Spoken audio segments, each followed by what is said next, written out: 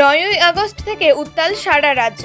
দফায় দফায় হচ্ছে প্রতিবাদ। আরজিকর থেকে মহিলা চিকিৎসকের দেহ উদ্ধার হওয়ার পর থেকে সাধারণ জনতা থেকে সেলেব এবং সকল স্বাস্থ্যকর্মী ও চিকিৎসকেরা আন্দোলনে নেমেছেন। মাঝে উঠেছিল পুজো বয়কটের ডাক, তবে পরিস্থিতি কিছুটা বদল হয়েছে। এদিকে হাতে আর কটা দিন বাকি, তারপরেই মর্তে আসবেন মা দুর্গা। মণ্ডপে মণ্ডপে শুরু হয়ে গিয়েছে তার প্রস্তুতি, তবে এখনো একদল মুখ ফিরিয়ে নিয়েছেন উৎসব থেকে। তাদের জন্য বিশেষ বার্তা দিলেন অভিনেতা দেব। পুজোয় আসছে দেবের টেক্কা। সৃজিত মুখোপাধ্যায়ের এই ছবিতে একজন সাফাই কর্মী তথা ইকলাখের চরিত্রে দেখা যাবে দেবকে।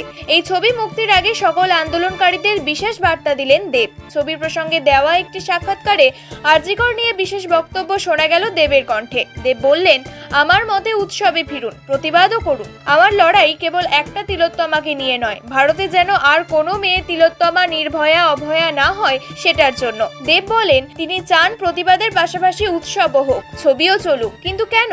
এই বিষয়ে তিনি বলেন, সিনেমা প্রতিবাদের ভাষা থেকে আলাদা নয়। নতুন সিনেমা আসছে মানে কাউকে প্রতিবাদ করতে নিষেধ করছি না। পুজোর এই সময়টা অনেক মানুষের কাছে রোজগারের সময়। ঢাকিরা গ্রাম থেকে ঢাক কাঁধে করে শহরে আসেন, এটা না জেনেই যে কোনো ক্লাব তাদের ডাকবেন।